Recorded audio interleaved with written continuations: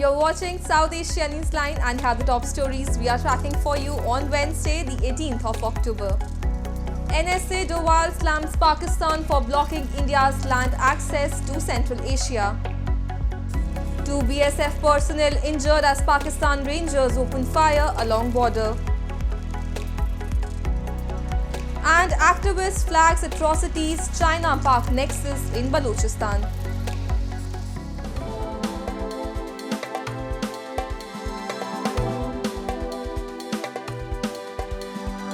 And now for all the details. Underscoring the importance of India's connectivity and economic integration with Central Asia, National Security Advisor Ajit Doval on Tuesday in a veiled attack slammed Pakistan for blocking India's land access to Central Asia. Speaking during the India-Central Asia NSA's meet in Kazakhstan, Doval said that the absence of direct land access between Central Asia and India is an anomaly and the absence is the result of a conscious policy of denial by a particular country. He said that terrorism in all its forms and manifestations continues to constitute one of the most serious threats to international peace and security, and that any act of terrorism is unjustifiable. Pakistan doesn't even allow India land access even to Afghanistan, which India sees as a contiguous neighbor.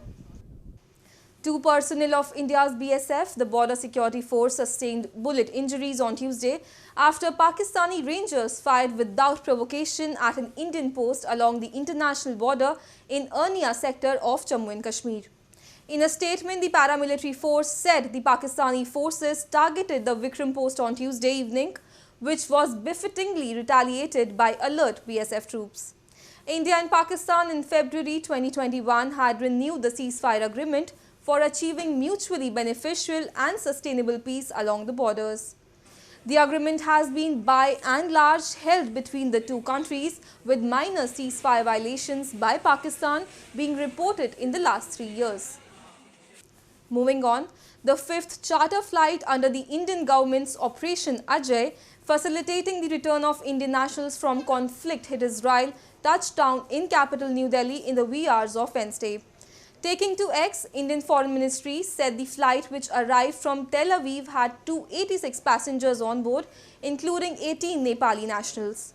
So far, around 1,300 Indian citizens have returned from Israel, which hosts around 18,000 Indians, including students, traders and caregivers.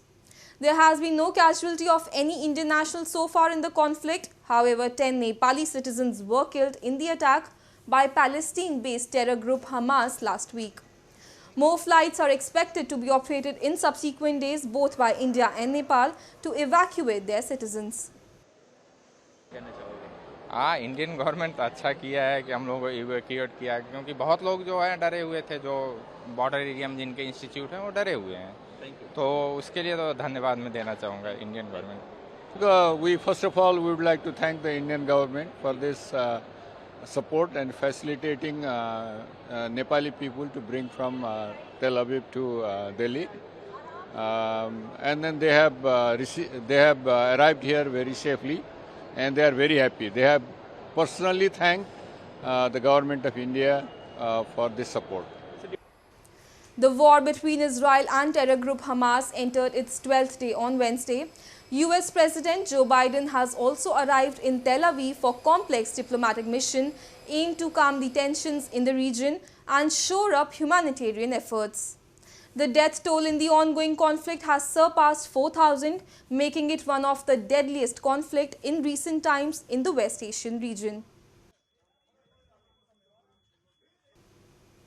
Moving on, activist Qambar Malik Baloch raised concern over gross human rights violations by Pakistan in Balochistan recently and urged global intervention. A report. Members of the Baloch Human Rights Council recently raised concern over Pakistani atrocities in Balochistan as they held demonstrations in Geneva to highlight the plight of the people in the region and sought intervention. Activist Qambar Malik Baloch said thousands of people have become victims of kill and dump policy of the Pakistani state for expressing dissent, while the whereabouts of many others remain unknown.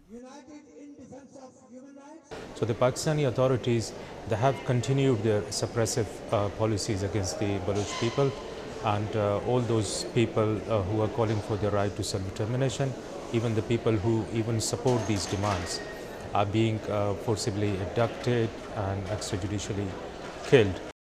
The activist also put a spotlight over China's expansionist agenda in Balochistan and Pakistan's complicity in the wake of the China-Pakistan economic corridor.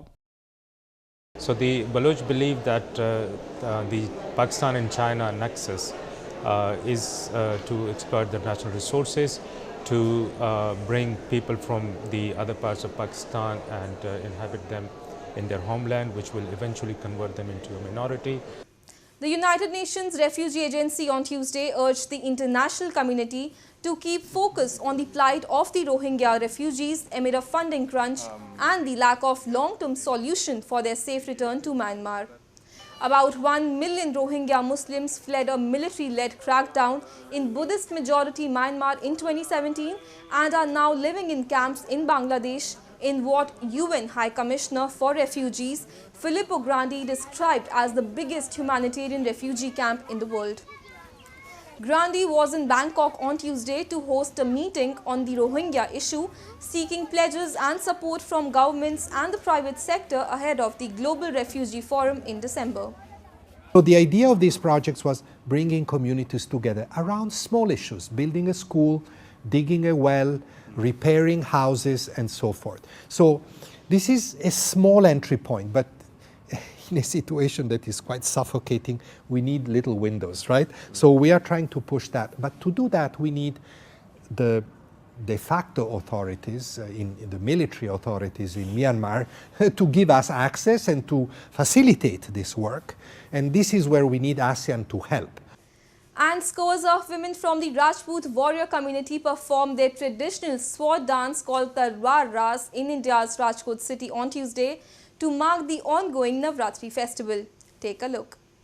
A group of women donned up in colorful dresses on Tuesday participated in Talwar Raas, a traditional dance form of Rajput warrior clan which is performed using swords in India's Rajkot city.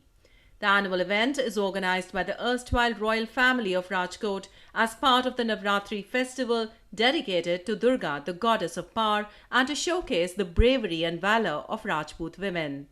But this time, the participants came up with a new twist as they performed the sword dance on two-wheelers and vintage cars. They practiced for over a month to coordinate their movements and display their skills. This time last year they had decided what new can be done, so they wanted to do on horse. But as the availability of horses is not there, so they decided the substitute, seeing to the today's times, they found the substitute of scooties, motorcycle, bullet motorcycle and vintage car. The art of sword dance dates back to Mughal era when Rajput women welcomed their men after they returned victorious from a battle. The event aimed to send a message that women are just as powerful as men and can defend themselves and their country. कर रहे हैं 2 दिन से, आज हमारा दूसरा दिन जो हमने किया है वो हम देख सकते हैं कि हमारी जो शक्ति है वो आपो आप ही बाहर आ रही है. हमें कुछ मेहनत करने की ज़रूरत नहीं है और हम यहाँ से समझ सकते हैं कि माँ यहाँ साक्षात विराजमान है. That's all in tonight's edition. We will see you same time tomorrow. Good night.